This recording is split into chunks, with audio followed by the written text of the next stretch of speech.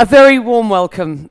What a wonderful, wonderful start to today's proceedings. Fatima Al-Hashmi and the musicians, thank you so much. A wonderful, wonderful tee up to what we know will be an insightful and fascinating discussion this morning. Excellencies, ladies and gentlemen, in 2022, 150 states endorsed the MONDIACULT at the UNESCO World Conference on Cultural Policies and Sustainable Development, a turning point for international cooperation on cultural policy.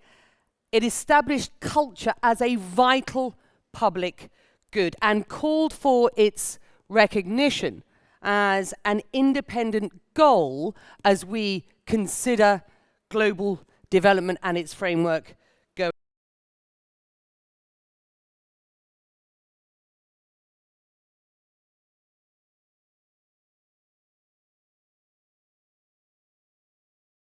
Thanks to the MONDIACULT Ministerial Dialogue series by Abu Dhabi's Department of Culture and Tourism in partnership with UNESCO.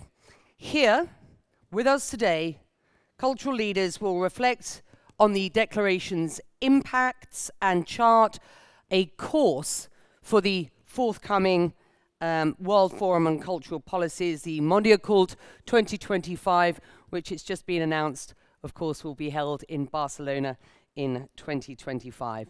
So, we're going to work through sort of 2 or 3 sessions this morning, but I want to start with this short video.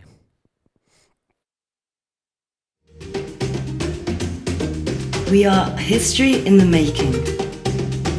In 2022, the MONDIACULT Declaration united us around culture. We recognize culture as a right, a pillar of peace, a global public good. It's time to translate our shared commitment into strong cultural policies.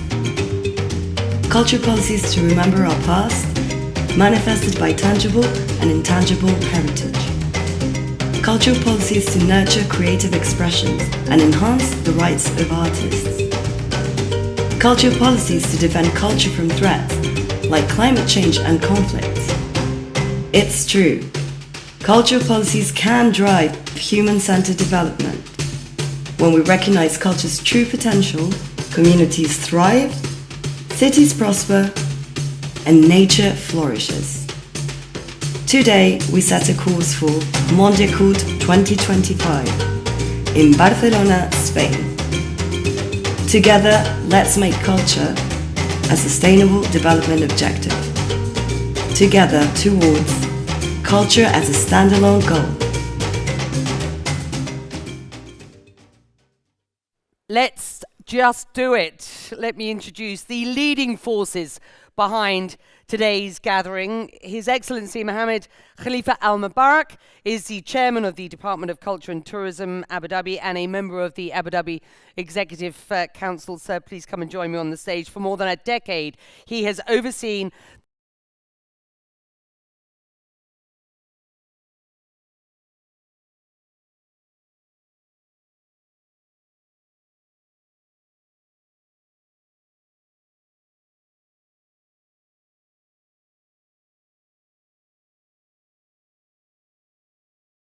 where we are today is an embodiment of this vision in so many ways. A dear friend, a brilliant visionary. Mohammed, thank you for joining us today and thank you for organizing this. And Ernesto Otoni Ramirez is the Assistant Director General for Culture at UNESCO. Prior to this position, he served as Chile's first Minister of Culture, Arts and Heritage. And today you are a leading advocate for establishing international cooperation on cultural policy. Will you both please come and join me on the stage?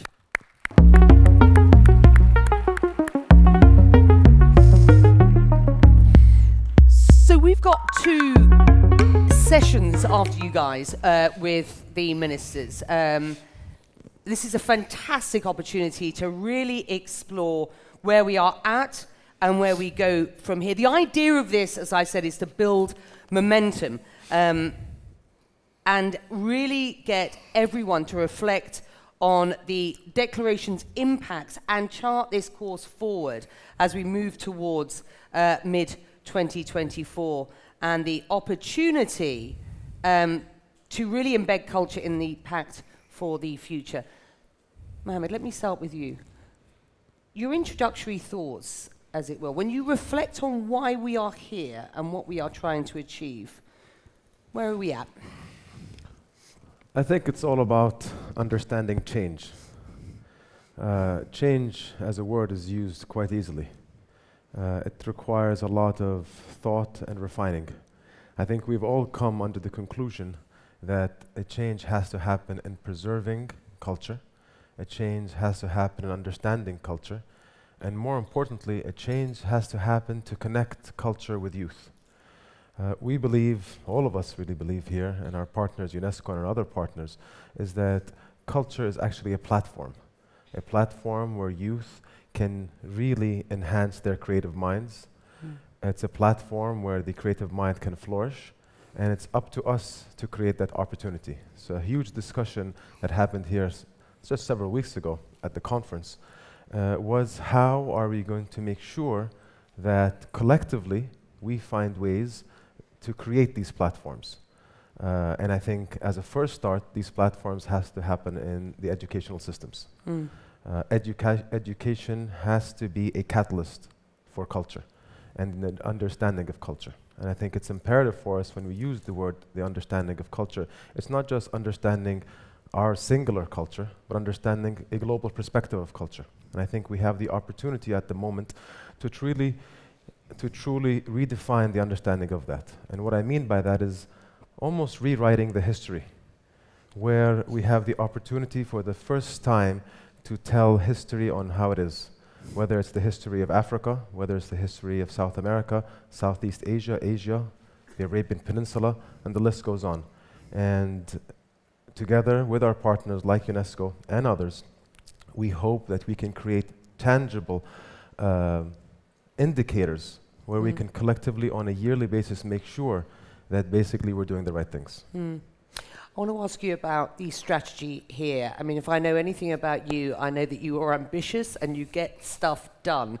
And I know over the past decade or so, ensuring that culture plays a pivotal role in the economic future, the growth and socio-economic future of this city-state in this country is absolutely the heart of what you do. Before we do that, let me just give you a chance just to sort of, lay the table, if you will. How important is this and where we are at this stage, given the opportunity to ensure that culture plays a key role, gets a seat at the table as the Pact for the Future is devised?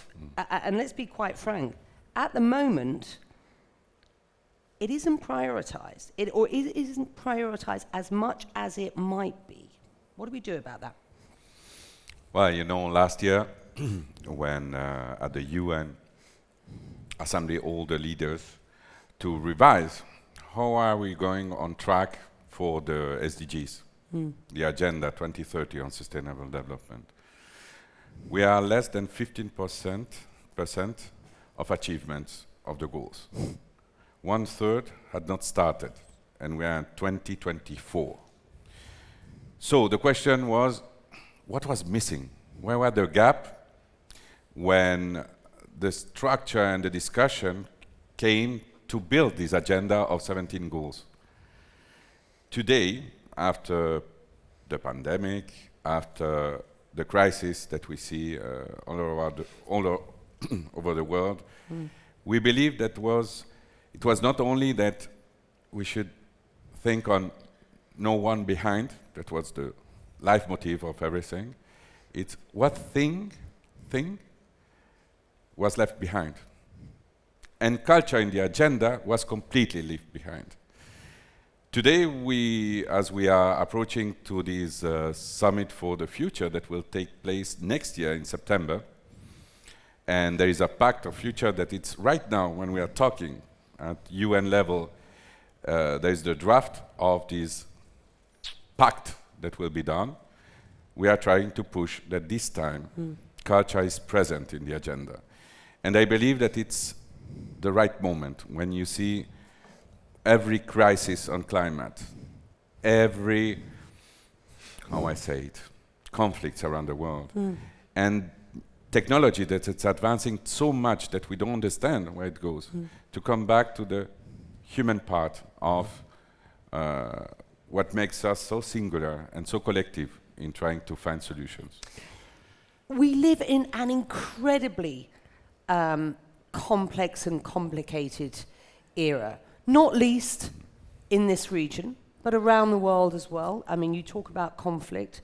You know, at times of conflict, culture can be absolutely relegated in the order of what's important.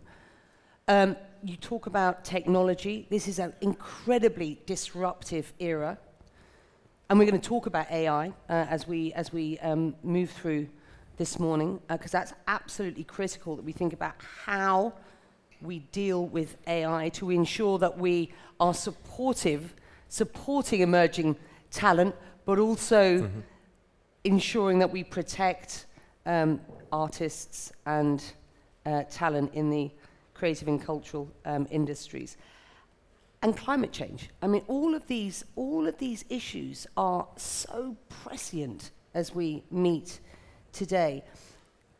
None of this is unfamiliar to you here in Abu Dhabi, and yet I say you have an incredibly ambitious agenda. You're motivated to ensure that culture sits at the heart of everything that goes on here. Let's just talk briefly about the strategy here, if you will. So I think first and foremost, we're very humbled here, because we're humbled with leadership that has a long-term vision. And in that vision, culture is right in the heart of it. There's a true belief that culture is the right building blocks of any forward-thinking society. Hence, you see, collectively, we're all here today at Saadiyat Cultural District, a place where music is celebrated, global music is celebrated, a place where global cultures are celebrated, global history is celebrated, and it's celebrated equally. And this is not done just by sheer luck. There is a clear strategy, and it's done by design. And we're very lucky here that we live in the United Arab Emirates, because geographically we've always been a link between East and West. We've always been that bridge. And we've continued to do that for millennia.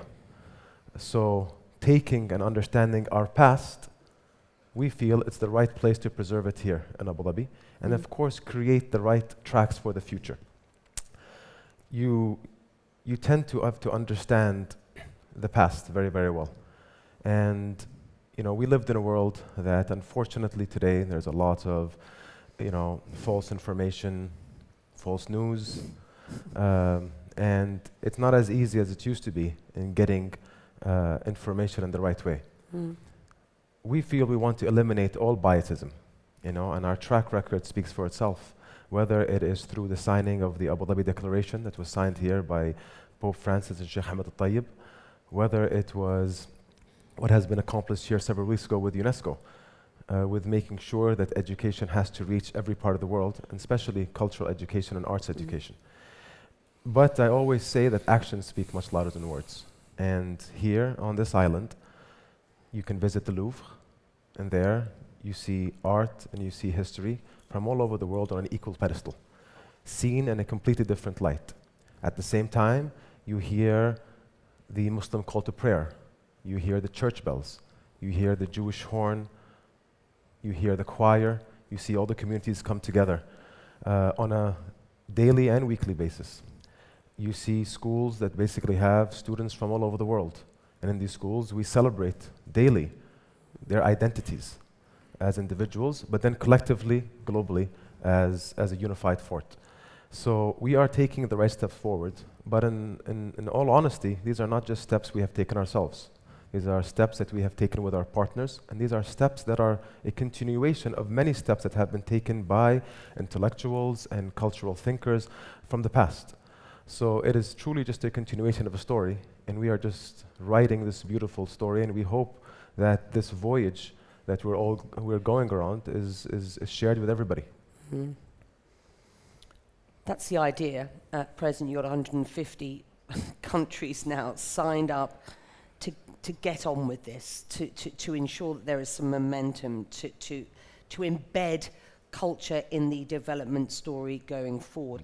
What do you see when you look around the world as the biggest challenges at present? I mean, I look and I think, you know, in so many places I see a reduction or a decrease in budgets for the culture and arts in so many parts of the world. I mean, that has to be something that changes if this is going to, you know, be a priority. If we're not just going to talk the talk, we're going to walk the walk here. You know, what do you see as the critical recommendations at this point? No, we've been talking the last 30 years about how to make sure that culture is not continue to be considered as a artificial, superfluous asset for the public policies. And I believe that today, when you are in youth forum that are discussing on preservation, conservation of our natural landscapes and cultural heritage, or when you are talking with the creative sectors, the challenges that are coming, and you mentioned technology and artificial intelligence as part of the big question that will be raised at the MONDIACULT in Barcelona, is that finally culture should not be put in the center of sustainable development because the Minister of Culture believes that it's important. It is because the young generation need to have some values that we can share, and that make our difference. Our difference is part of the diversity of what we want to like to the new generations. And that's something that you can only achieve trying to build a space of freedom, of diversity of cultural expressions. And when we are trying to build a framework between, we achieved the Abu Dhabi framework on culture and artistic education. It means that when you want to put more financial support, is how the institutions and organizations that are behind to support our cultural growth, we convince the Minister of Finance and the leaders that we need it more than ever right now. And when you see the title of this summit, that was the time, the framework of time and how time is passing, it is now that you have to act. Tomorrow it will be too late. And tomorrow all the crises that we are living, that we mentioned, will duplicate, will triplicate. Culture can make the difference. We have seen how between countries and inside countries, when you have dialogue between communities, you can achieve really different path of sustainable development. So that's the message, how we build it together between all countries. Well, that is a very compelling message. Go on, Mohammed. If you allow me, Becky, just to add to my good friend Ernesto, I think what makes this summit very interesting is that it gives you a completely different perspective. It almost goes against the grain. I mean, your question about speaking about, you know, many places around the world are basically spending less time or emphasizing less when it comes to culture.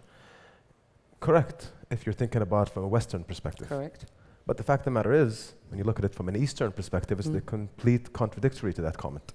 Here in the Arabian Peninsula, the investment in culture has been quite immense, whether it is the United Arab Emirates, the Kingdom of Saudi Arabia, Qatar, Bahrain, and the list goes on.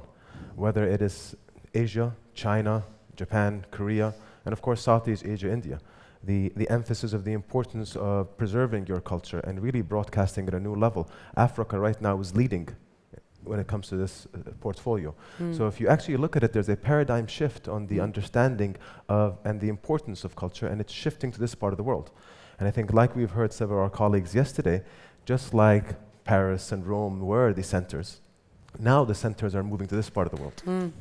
No, and it's funny, as I was posing that question to you in my mind, I'm thinking, I am taking this through a very Western prism. You're absolutely right to point that out. Look, I mean, I feel, being in the creative industries myself, being in the media industry myself, I think this is an incredibly exciting time.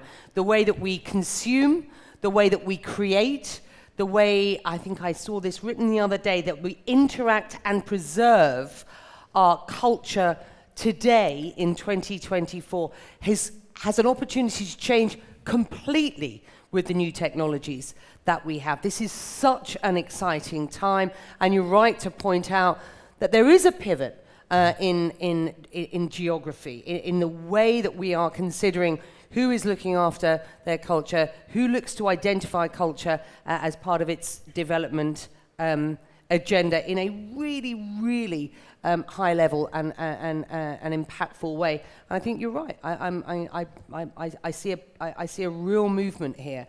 So I think we take that as a fantastic starting point for today. A real note of optimism. Thank you. Thank you for your leadership here. It's been an absolute joy since I've been here over the past decade with Noor Al-Khabi, I see here in the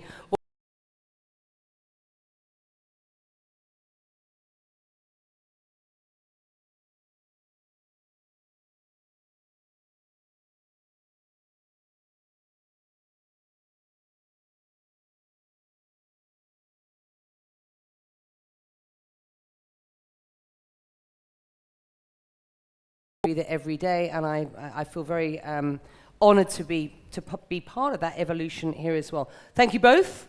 I'll let you go, and we will crack on this morning. Thank you. Good to see you. Getting up these days for an old lady is tough. Thank you, Maud. Right. Okay. Well, there you go. That's a starter for 10. Thank you, gentlemen, for setting the stage for our conversation. Let's bring in our first power panel focusing on culture as a driver for socio-economic development. Joining us today, and in the interest of time, look, I'm going to skip over the kind of long bios if you don't mind, and I'm sure my guests today won't mind. So let me start, and I'm pretty sure that I've got everybody in the room. I do know that one of our guests was running a little bit late, so let's just carry on. I'm being told that everybody is present. The magic of an earpiece to help me out here. His Excellency Ernest Urtasun, who's the Minister of Culture for the Kingdom of Spain. His Excellency Mohammed Mehdi bin Zayed, Minister of Youth, Culture and Communication in the Kingdom of Morocco. Her Excellency Hanatu Musa Musawa, who is the Minister for Art, Culture and Creative Economy in the Federal Republic of Nigeria. Thank you for getting here. I know that you were running a little bit late, so it's wonderful to see you. Her Excellency Adriana Ortiz is the Minister of Culture for the Republic of Paraguay, and Her Excellency Marie and Janik Jaunbaucus is the Permanent Secretary, Minister of Arts and Cultural Heritage at the Republic of Mauritius. And I'm delighted to have you both gentlemen on the stage, and as delighted on the quota today, which turns out to be somewhat in favour of the ladies in the house. Give it up to the ladies in the house. All right.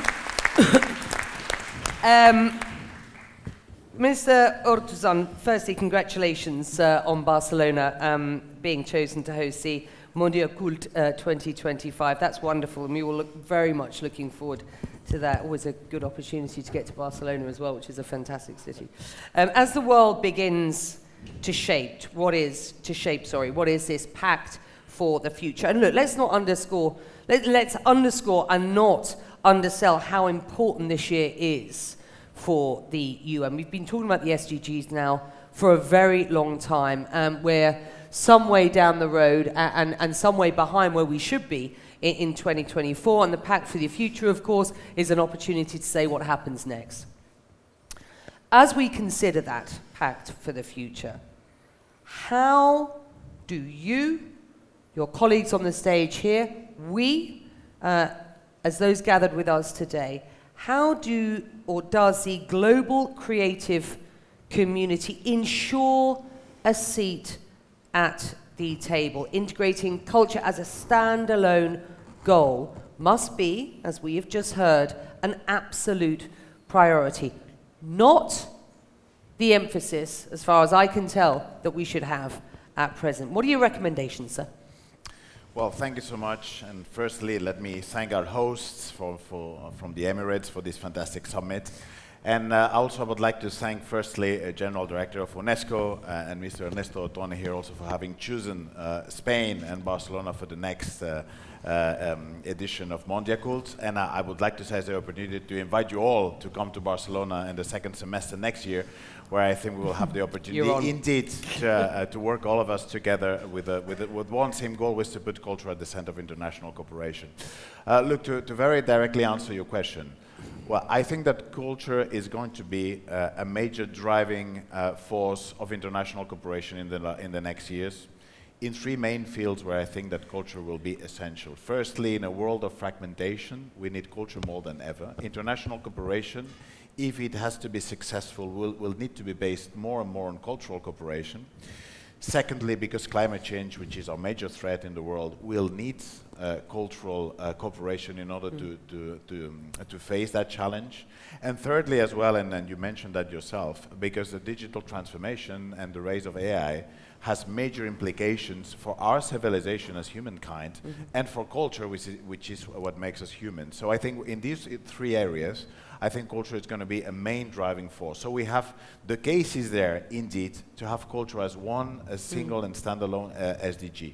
And I think we have all the interest in having that in order to face together the main challenges that the international community will face. So now how to do it?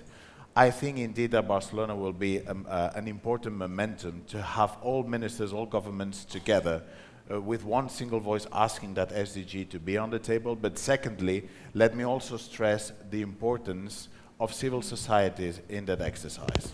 I think that the SDGs was put in place by the United Nations framework also thanks to the mobilization of NGOs, civil society who asked for this. So I would like also to ask all people engaged cultural sector, civil society to work together with us in order to make that exercise a success. And I'm sure we will manage to make it. I'm sure that from starting from Barcelona and go on, we will start a common endeavor that will lead to indeed have a cultural What's getting in the SDG. way at the moment? What's getting in the way? I think at the moment, what gets in the way, I think, is a matter of prioritization. I mean, if you take priorities at the level of international community, everybody thinks about peace and security, everybody thinks about climate change. So if you do the exercise of thinking about the Pact of the Future, culture does not come immediately to your mind. But when you start thinking about what will make international society, international community to address successfully of these challenges, indeed you come to culture immediately. And that is why I think it's mainly a matter of discussing, of putting arguments on the table, and I'm sure that at the end we will be able to get it. Minister Benzai, the MONDIACULT 2022 declaration unanimously recognized culture as a global public good. How do you personally interpret that notion? And when we consider the idea of a goal, a very specific goal, it will be important for everyone to understand how culture can be used to promote social inclusion and economic growth. And at a time when, as we've discussed just as we set this panel up, you know, we live in very complicated, very sort of chaotic times at present. This is the time, surely, a time when generally we know that culture is deprioritized at times of conflict and chaos. This is the time to get this a seat at the table, sir.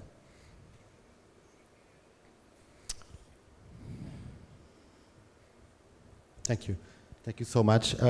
أود في البداية أن أشكر الإمارات على هذا اللقاء. وأشكر كذلك مؤسسة اليونسكو لتتبعها جميع السياسات الثقافية للدول وبالطبع في المغرب كذلك.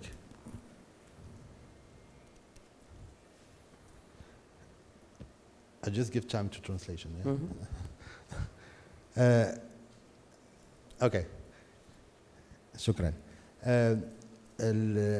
بالنسبة لهذا السؤال الفكرة الأساسية وأن يعني خذنا بعين الاعتبار الرسالة الموجهة في موندياكولت في مكسيكو، وبدأنا في المملكة المغربية أولا بتقوية التكوين في المجال الثقافي، لأن اعتبرنا بأن المجال التكويني هو الاستثمار الأول لتفعيل المفهوم ديال الصناعة الثقافية. والربط ما بين المفهوم الثقافي والمفهوم الاقتصادي هو هذا المفهوم عند الصناعة. قلتم في النقاش الأخير على أن على الذكاء الاصطناعي هل سوف يشكل إشكالية بالنسبة لمجتمعاتنا في المستقبل. نعتبر أن الذكاء الاصطناعي نعم سوف يشكل إشكالية حتى على مجموعة ديال المهن، مجموعة ديال الخدمات اللي كانت يعني تشكل يعني نسبة شغل مهم بالنسبة للشباب بالنسبة لشبابنا. لكن المجال الريادي وسوف أركز على المجال الثقافي هو حل هذه الإشكاليات، لأن الذكاء الاصطناعي لن يغير المفهوم الثقافي، لأن في الثقافة أولا ما يسمى بالانتيليجنس ايموشنيل، وبالطبع حتى المفهوم الثقافي لابد أن يكون هناك يعني آراء لأفكار لأشخاص، تعامل تبادل الآراء والأفكار لينتج هذا المفهوم الثقافي كان في جميع المجالات الفنية والثقافية. ونربطه بنقطة أخيرة إن سمحتم، هو في المغرب عملنا على خلق مدينة للصناعة للألعاب الإلكترونية، واعتبرناها نموذج، لأن صناعة الألعاب الإلكترونية هي أولا مجال لجميع المجالات الأدبية وحتى العلمية. يعني هناك كليات في العلوم يستثمرون في هذه المجالات لخلق يعني شباب وشابات ذو المستوى العالي اللي غيشتغلوا في هذه المقاولات.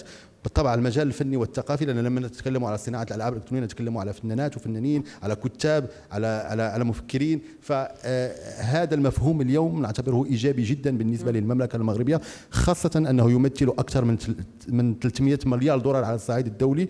وللأسف لحد الآن المملكة المغربية لم تستفيد من هذا المفهوم للصناعة، ولا أتكلم على الاستهلاك للألعاب الإلكترونية، أتكلم على الصناعة الألعاب الإلكترونية اللي تمكن المملكة المغربية كمثال أن حتى عبر هذه الصناعة أن تتكلم على ثقافتها، على تراثها، على تاريخها. وبالطبع لن أتكلم هنا على التراث المغربي اللي عنده واحد تاريخ اللي هو معروف على الصعيد الدولي.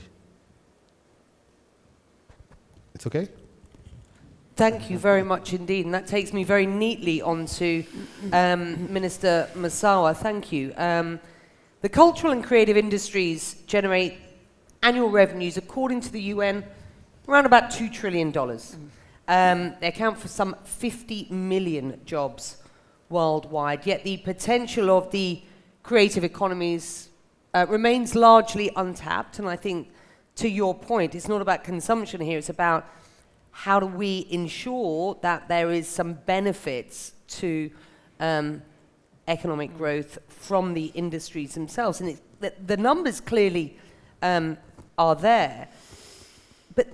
But the creative economy really does remain untapped, particularly in Africa. What can and should be done to support the creative sectors, and why do you believe that recognizing culture as an SDG is important?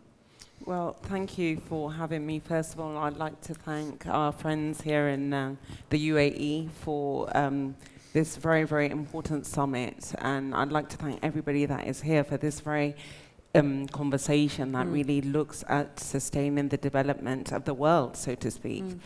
You know, for us in Nigeria, as we try to diversify away from the normal means of growth, being an oil-producing country, we're looking at other sectors, such as the creative economy. the creative economy is extremely vast. The creative industry has at least 49 subsectors. And like you said, this is largely untapped.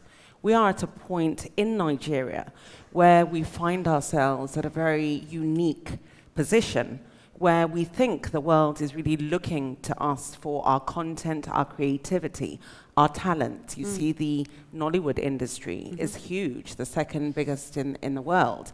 And the music industry is really looking and tapping into the sights and sounds of Nigerian expressions.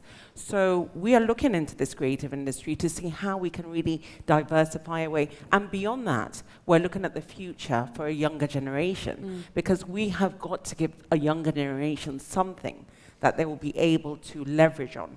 So the creative industry invariably is the natural point for us to go to, especially if you look at Nigeria as a unique country that has at least 250 different tribes and cultures. And these tribes are actually as diverse as the Japanese tribe and the German tribe. So there's a real estate in that. So it's for us to look at how we can tap into not just looking at all the potential within the creative industry, which has, like I said, about at least 49 subsectors. You're talking about music, the arts, fashion, and gaming. There's just so much. And for us in Africa, what we are about is about our culture. This is what we really look into. This is our ideals. This is our identity. So we're looking at how we can see how we can really monetize that and tap into it in a way that will bring value back into the country. We recognize the potential of growing perhaps the GDP, and we've set ourselves a very ambitious target by 2030 to really exponentially grow the GDP just by going into this economic industry. I don't think anybody disagrees or would argue about how culture can be an enabler. I mean, that is a sort of a given. It's about ensuring that it becomes a goal in and of itself. And I'm just wondering, from your perspective in Nigeria, as you consider all of what you've just said, and the opportunity is absolutely enormous. I think, the rest of the world taps into Nigeria's talent and its creative industries. It's just that I don't think Nigeria at present itself is taking advantage of that and growing it. So as you develop policy, as you consider what that policy looks like, why does ensuring that culture is in and of itself an SDG, why is that important to you? Really very important because, like you said, this is for sustainability. A world whereby there's just so many different cultures and expressions. What we see is being used as a form of dichotomy. It must be made in SDG because it is only if it is made in SDG that you'll have the inclusiveness that we feel we need, specifically from an African perspective. We feel that we need a seat at the table. And it's very difficult sometimes for an African to be able to find a representation of themselves at discussions, global discussions, when they don't see a reflection of something that looks like them or speaks like them or speaks to who they are as an ideal. And this is where we talk about the culture. Just seeing one African culture. Recently, I was at the Grammys, and for the first time, the Grammys has created a category specifically catered to African music. And this is a huge thing for us all over Africa, despite the culture that you're from. The fact that we have a representation, we have a seat, we feel as if we have a seat at the table. And that's because we see our culture through our musical expression being recognized on that global stage. So whatever we have to do as a nation and as a continent to ensure that we promote the culture in a way that it has that seat on the table, that will give us the sort of sustainability that is required, is very, very key. And so we in Nigeria have come up with a very robust and intricate initiative called Destination 2030, which is really to reposition Nigeria in the world stage and give us the airballs for people to look at us from a different point of view and to recognize our culture and to appreciate it for what it is. I think it's also important when we consider how many countries around the world running sort of, ostensibly democratic governmental sort of frameworks are changing their governments every 4-5 years without culture embedded as a key goal on the SDGs, and that's reflected wider in public policy. You end up with this sort of lurching from interest, no interest, no interest, depending on. And I see that all over the world. And can I just say, and that was the reason why, with this new administration, a ministry was actually created to cater specifically to culture and the creative economy. So for the first time in our history, a ministry can just look at that and build the framework. Long-term view. Yes, so for the first time again, we're building a regulatory and legal framework, a proper foundation that will give us the ability to sort of really propel on the aspect of culture and creative industry. This is really important. Minister Ortiz, thank you. I want you to perhaps spend a little bit of time drilling down on the discussion that we started earlier about new technologies and very specifically AI. I mean, there is an argument that says the world of culture, the creative industries, content creation, completely democratized by new technologies. And so there's wonderful opportunities, and there are some real concerns about what new technologies and very specifically AI brings to the table. It is clearly transformative, has a huge impact on every aspect of society, including culture. What sort of policies should we consider to ensure that we are fostering new talent, while at the same time protecting the rights integrity and work of artists, culture professionals like myself, in what is, as we've been saying, a time of great disruption? Yeah. No, realmente muchísimas gracias. Voy a hablar en español. Para los que no me conocen, soy de Asunción, de Paraguay, un país que está en el centro de Sudamérica. Y creo que lo más importante para poder construir una sociedad mejor es poder conocernos para reconocernos.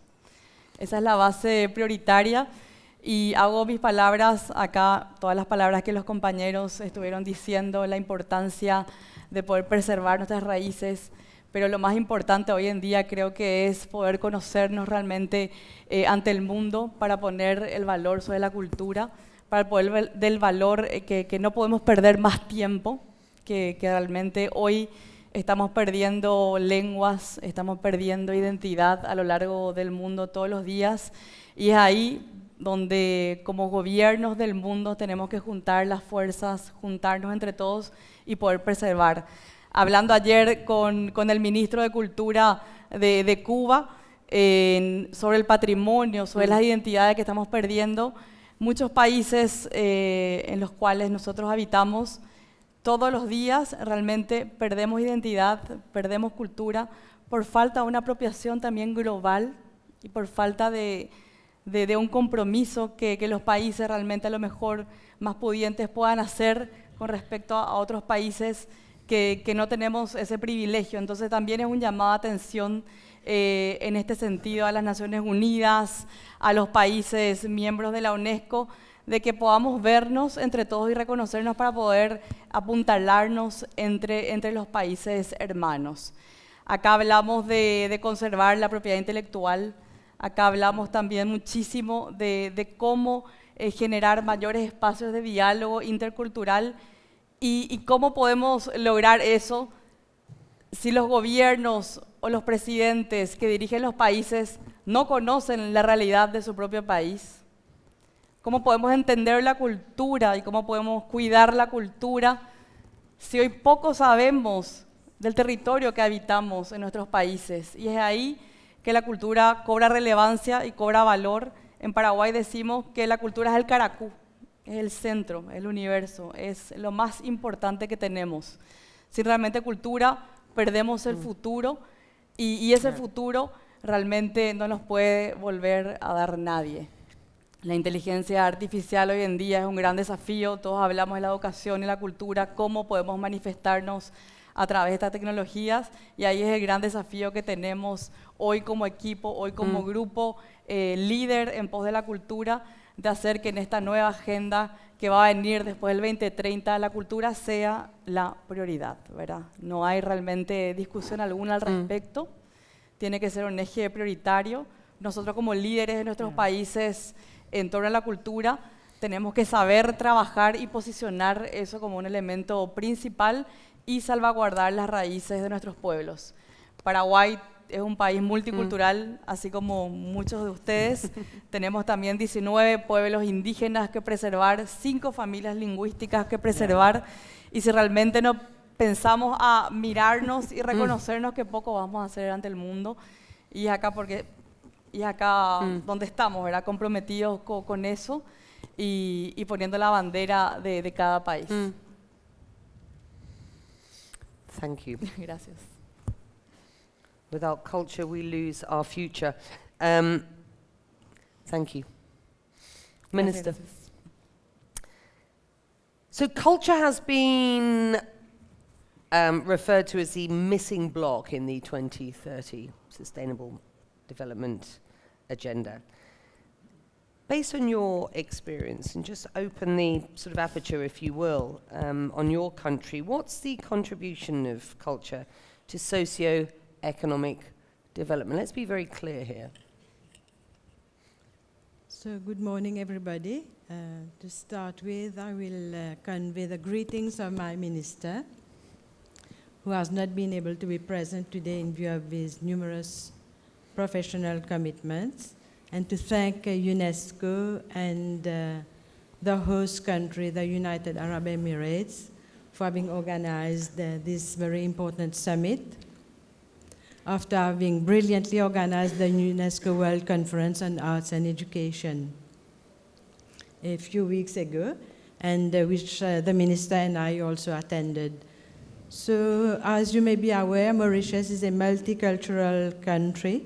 It's a small island developing state in the Indian Ocean, and tourism is a very important economic sector for the country, and cultural tourism plays a big role in the enhancement of culture in our country.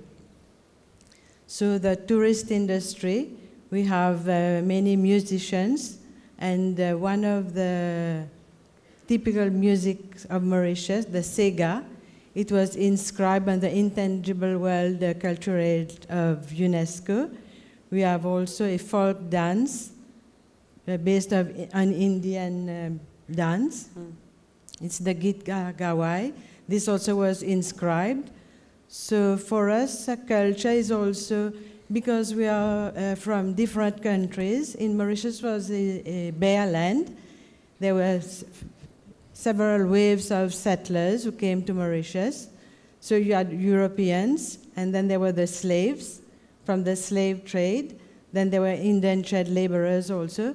So all these together, now we are the Mauritians. And social cohesion is a very important factor for us. And government allocates much importance to that sector. We have 4 national festivals every year for each of the different communities. You have Christmas, you have the Diwali for the Indians, you have the Eid al-Fitr for the Muslims, and also you have the Spring Festival for the Chinese. And our capital city, Port Louis, was inscribed under the Creative Cities Network of UNESCO in 2021. So we are building up on that network of artists for the capital to become a really lively city in that network of cities of UNESCO heritage. And also for us, being given that the artists are from an atypical sector, so with the help of UNESCO, we voted the status of the artist bill last year. to ensure that the socio-economic rights of our artists are guaranteed, as well as their pension rights. So this, with the help of UNESCO, is something which is being strengthened in 2024 to make sure that we are tapping on the rights. So you made it very clear where you see the absolute importance of culture in socio-economic development through the lens of Mauritius. We've run out of time on this. I mean, I could have you guys on the stage for hours. And I think the audience here, it would be useful if we all just to perhaps, we started by congratulating Spain and Barcelona as the host country for 2025, the MONDIACULT. Would you like to just spend, say, 90 seconds just leaving for the audience, a sense of, what people should be considering here at Culture Summit? We I think laid out very eruditely why it is that, culture should be an SDG in and of itself. We already know it's a great enabler. What's your message as we close out this session to this audience today? My message to the audience. Look, I think that we need to be aware, as I said at the beginning, that the main international challenges will only be possible if culture has at the center of international cooperation. And it's not self-evident at the moment. I think we are here, a group of people, representatives of government, of civil society, and we need to work together in order to make culture at the center of international cooperation. That is my main message. And what I would like to also to convey to all of you is that we have one strong opportunity in Barcelona next year to make a strong new declaration and to really get a culture as a new SDG, to put culture at the center of international cooperation. I think this is, we as people working in the field of culture, this is the most important contribution that we could make to peace and stability, to stabilizing of climate change, to economic development, is to put culture at the center of all these policies. So this is a common goal that we have, and I would like to invite all of you to work together in the next year to make it possible. Thank you. And thank you to all of you. I know you'll be here participating in this summit. Couldn't be more important that you are here. So to kick off this ministerial dialogue, I thank you very much indeed for joining us. Thank you. Thanks so much. Thank you. Well, I'll let you leave the stage. Thank you all for helping us get a better understanding of the value of culture. I want to focus on culture as a bridging tool, as it were, in this next session. So I want to invite to the stage a number of our esteemed guests who will talk about how culture can be used as a tool for bridging gaps and potentially helping us pave a more peaceful, resilient and sustainable future. And for this part of the conversation, I'm absolutely delighted to be joined by His Excellency Brau Vicente, who is the Minister of Culture and Creative Industries and the Minister of Sea in the Republic of Cabo Verde. Her Excellency Nina Obrien Korcinek, who is the Minister of Culture and Media for the Republic of Croatia. Please come and join me on the stage. Thank you. His Excellency Alpidio Alonso, he is the Minister of Culture for the Republic of Cuba. His Excellency Abakar Rotsi Teguil, who is the Minister of Cultural Affairs, Historic Heritage, Tourism and Handicrafts from the Republic of Chad. It's lovely to have you all here. Just a caveat that at least one of our guests will be not speaking English, so get your devices ready. I know they're not easy to use at the outset, but I'm sure you've worked out how to use them now. So just be ready, because I know that we'll have at least, I think, one Spanish speaker with us. His Excellency from the Republic of Cuba will be speaking in Spanish. Right. Thank you, everybody. Minister Vicente, we know the climate crisis is the biggest challenge that we face as humanity. We have also discussed that we live in a very chaotic, very complex geopolitical world at present. Climate crisis, though, at the end of the day, as we effort solutions on the conflicts that we see around not just this region but the world at present. Conflict, we hope, if worked hard enough at, we can find resolutions. Climate crisis is tough. I think the media needs to do a better job, by the way, in actually discussing, reporting and storytelling on the sort of solutions that we are actually sit in front of our eyes these days, rather than just the sort of doom-laden, slightly sensationalist climate narrative that we've seen to date. And I know at CNN we will effort as hard as possible to ensure that we can bring everybody in, because it can be such an overwhelming subject for people.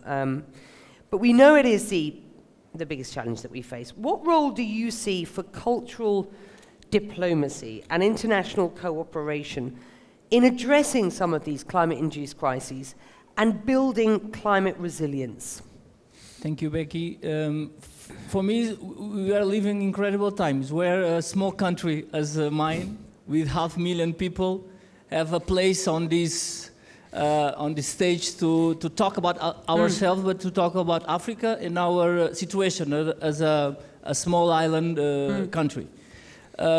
I was in New York last year when Antonio Guterres said loudly, we are failing to achieve the 2030 goals. And as Otoni said, I think it's because the culture was not considered as only goal to achieve our common purpose as humanity. I think we are shaping a new world and human identity, but this identity, this common identity, is shaped by diversity. If we are not allowed to talk about ourselves, our particular identity as African, as island country, but also as a big ocean state. I'm from a country where 99.3% of our territory is sea. And climate change can be not considered as a culture, is considered until now as not important to discuss when we are discussing the future of humanity. That's the reason why Cabo Verde is a strong support to include culture as one of our common goals for the future. But it's important to see what is this culture world is made. It's made for diversity. When I was in Cuba, in Havana last year, I see a city who is world patrimony needing more financing for the world state and for the world organization. I was in New York when Guterres said we have to rebuild the finance institution, international institution, to be more clever, more quick in acting. And that's the reason why a small country as Cape Verde is strongly interested to support UNESCO, Oton and Madame Azulay in this international road to path the diversity of the new shape, the new identity of the world, where we can respect each other, when we can understand each other, when we can map in all the cultural interests place where cannot be military attacked, as we can see right now in the two major conflicts we see internationally. Culture is not abstract construction. We can see it when we visit the cities, the people, when we see the manifestation we see yesterday in the start of this event. So we must reflect the culture, not just the things belong to individuals, but a collective purpose to the future. Minister from Chad, let me bring you in here. How do you even get a seat at the table when things, frankly, are, so tough back at home? And just this week, once again, we've seen how conflict sort of stalks the front and back door. How do you get a seat at the table? And for you very specifically, just how important is it when you think about the SDGs through the prism of peace, security, and resilience, that culture gets that seat at the table? I mean, to my mind, it couldn't be any more important than for a minister from Chad in 2024.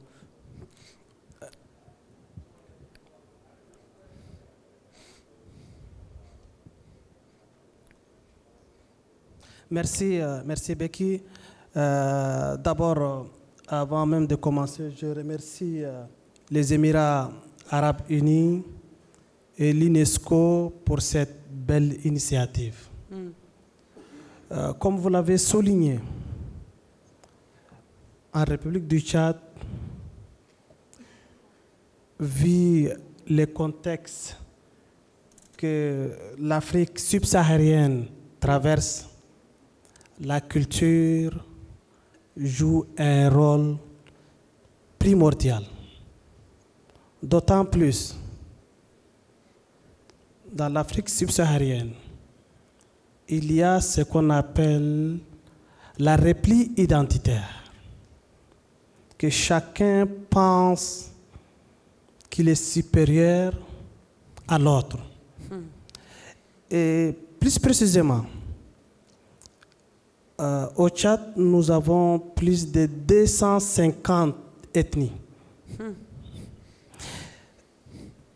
On peut l'interpréter, cette diversité culturelle, par une force, tout comme elle pouvait générer que des problèmes. Chacun pense qu'il est le meilleur que les autres, ou il pense sa culture est plus noble que les autres. Et c'est ce qui fait la création de tous les problèmes. Donc, depuis la transition en 2021, la République du Tchad s'est basée sur la culture. Non seulement ce département a eu une appellation qui est plus précisément qu'il essaie de mettre l'accent sur comment la culture peut tisser un tremplin entre ces différentes ethnies.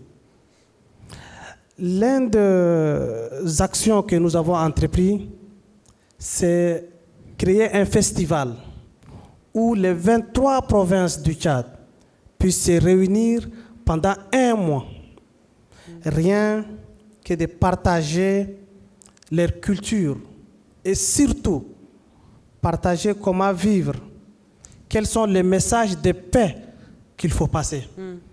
Et cela commence à donner quand même des résultats. Nous sommes aujourd'hui à sa 3e édition et les uns et les autres ont compris qu'on pouvait vivre ensemble en respectant les uns et les autres.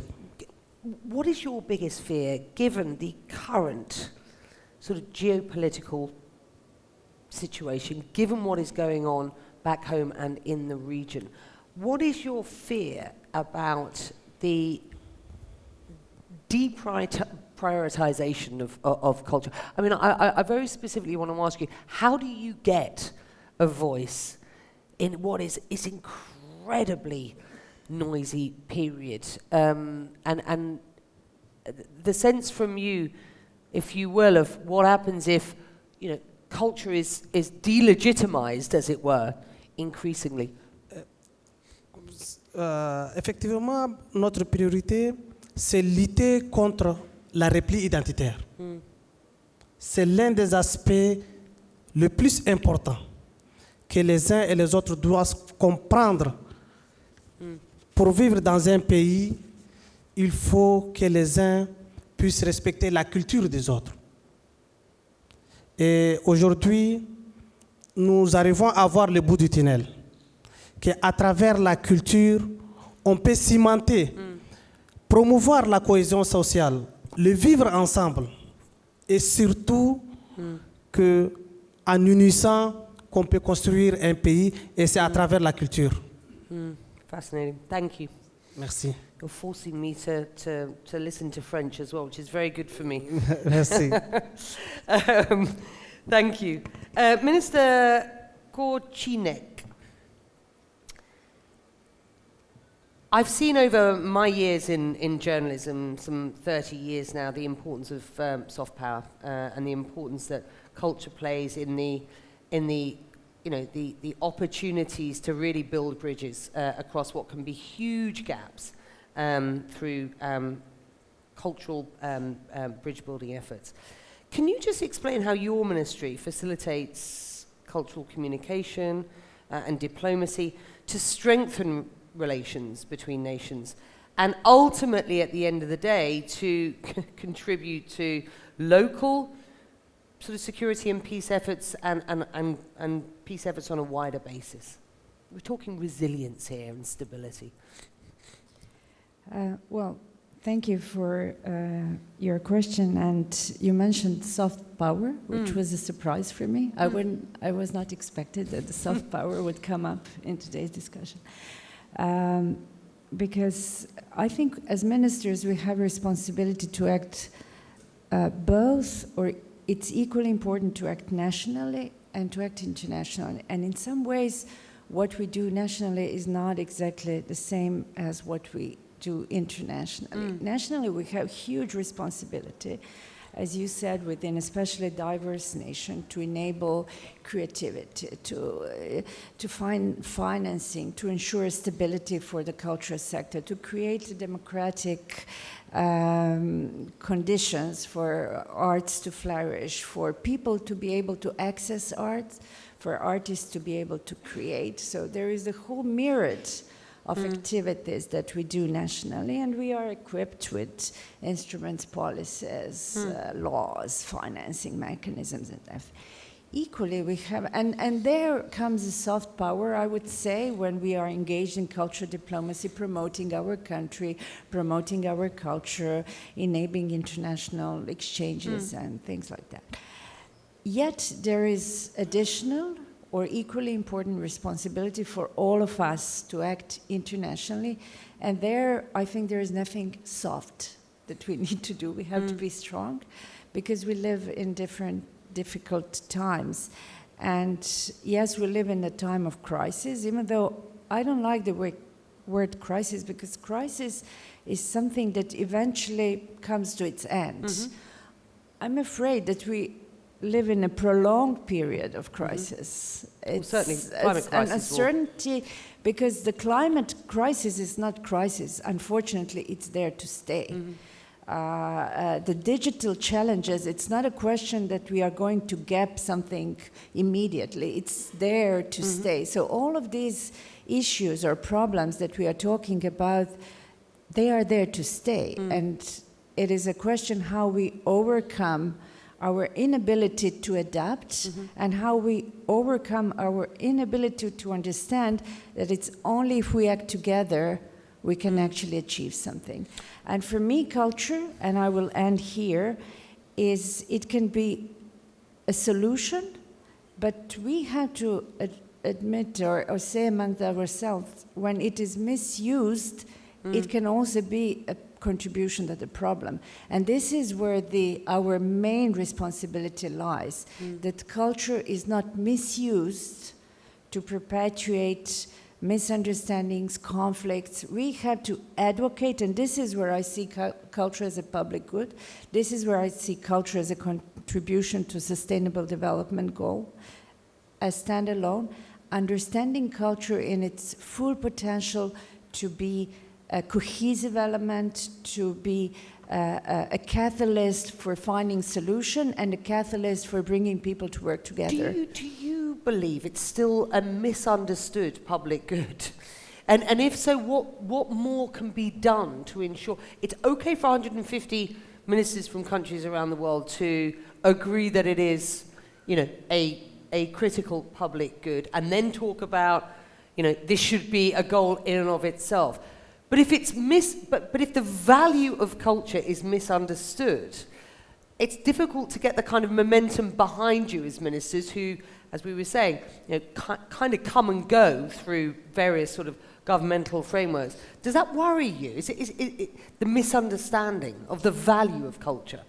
Well, this has been a topic for decades now among people who are either policymakers or civil society or researchers. And we're still talking about it in 2024. Yeah. And we always like to say we talk to each other. How do we explain to other people what is the value, why is culture so important? But I think if we get to each individual and each individual's associations to heritage, to expression, to way of life, I think, and see the threats, for instance, climate change, how it can affect and be negative for those immediate emotional sentiments of each individual towards culture and arts and expressions and diversity. I think we don't have so many problems in explaining why it is important and why it should be treated. Minister from Cuba, let me bring you in here. Thank you very much indeed. The value then of culture for the, let's say, the preservation of human values in contemporary society. How can that have, or how can culture have an impact to resolve the challenges that we face? Again, these are pretty lofty questions that I'm asking, but I'm trying to get a sense from all of you where you stand. We've got about sort of 8 or 9 minutes left of this conversation, so I do want to get round the floor once again, but let's just start there, if you will. Sí, muchas gracias. Quiero saludar a nuestro querido Ernesto Otone, director general de la UNESCO, a las ministras, a los ministros de Cultura presentes y a todos los participantes.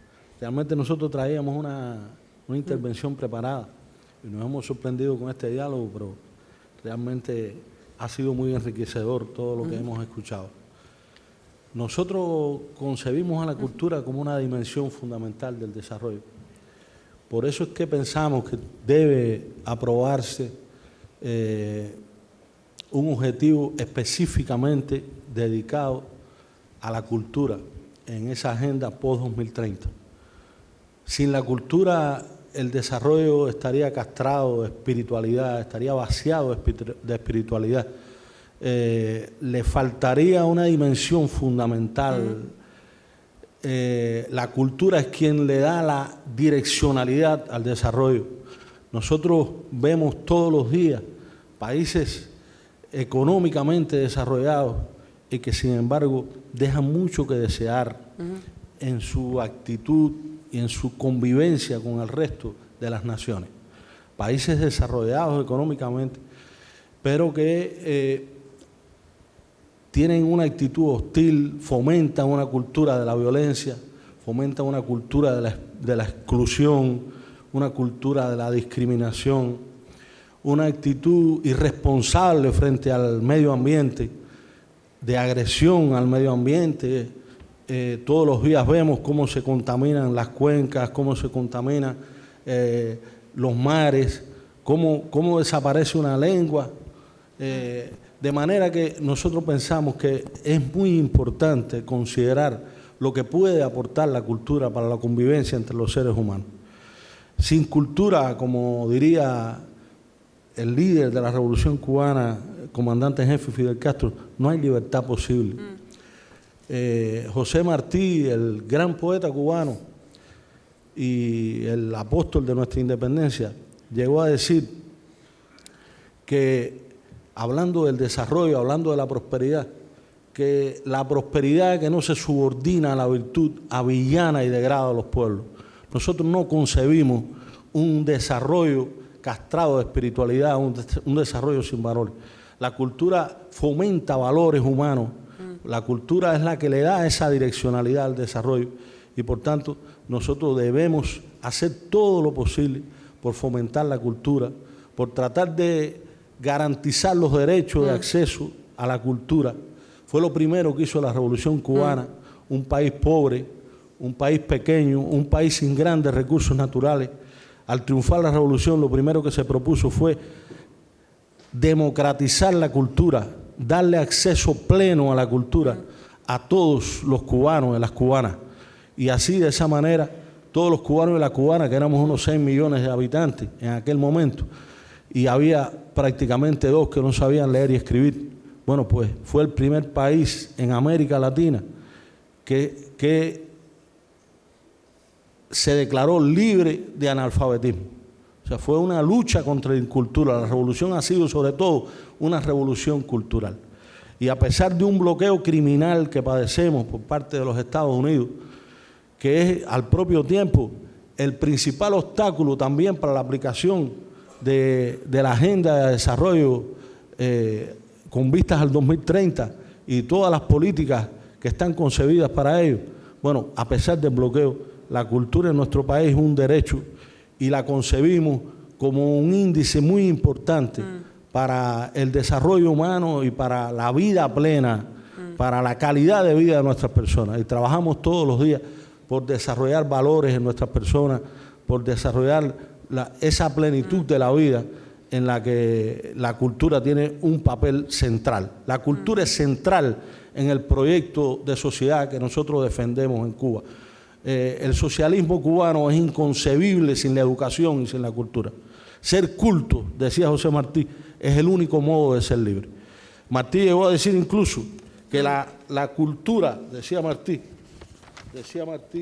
lo tenía copiado aquí al final,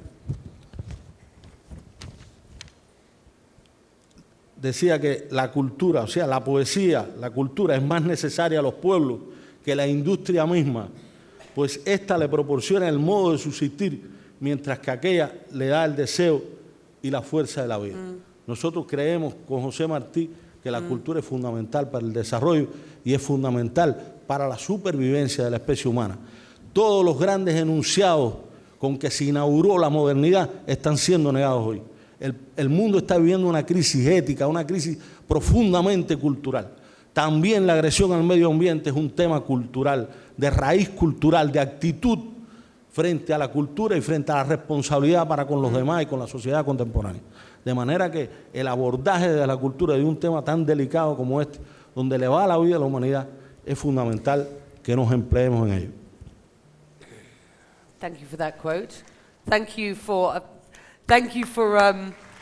interacting with us rather than presenting. And I hope you enjoyed that and didn't feel too knocked about by it. Thank you. Final word. I've got 60 seconds from each of you. What do you hope? I mean, we're a year away from MONDIACULT 2025 in Barcelona. What do you hope will be achieved this year? I hope we can achieve the goal we write and design in Mexico in the first meeting. Because I think when we write and implement the culture as a common right, we will be more aware of is challenging humanity. First, our generation, we will not see the end of the climate change. We have to educate the next generation through culture to face the challenge of the climate change. In our generation, we will not say all this transition for the digital and the digital world. It's essential for the big platforms to include the diversity and our voice, not as a small country, but the diversity of the culture, the African culture. For me, when I think the African culture and the artificial intelligence is essential to include our culture, our data, our content in artificial intelligence is a huge opportunity, but the UNESCO and our government and our global leaders must to be must to love culture, to be diversity. And I will also say to all the artists here in this room need more artists in the politics. The artists must not be in the safe room thinking about the art and the culture without be part of the changing the world need right now. Well, the ministers also need to ensure there is an open door there. Sir, final word. Merci encore Becky. Effectivement, par rapport à MONDIACULT en 2025 en Espagne, le Tchad, ses priorités, c'est surtout mettre en œuvre la politique nationale culturelle de la culture. Parce que nous avons déjà adopté ces documents et c'est, comme vous l'avez dit, c'est pratiquement 150 pays qui ont y a prononcé. Et pour nous, l'essentiel, c'est de mettre au maximum, atteindre ces objectifs qui sont fixés. Et entre autres, nous avons déjà eu à effectivement valider ces documents et c'est aller vers ces documents pour qu'on puisse la mettre en œuvre. Merci. Thank you. Minister. Well, thank you, and I would like to thank here UNESCO for having the initiative to renew the regular gathering of the ministers of culture. I think that, and I was from the beginning very active in preparing the MONDIACULT and chairing the consultation, because I believe that it's time to somehow to sum up all our priorities and to get a bit of a more clear guidance as to how to be more effective, both in advocating for the position of culture and for advancing the position of culture. In that sense, I see our declaration and also the follow-up discussions and the work as a great contribution also to us at the national level to rethink about the priorities and to be more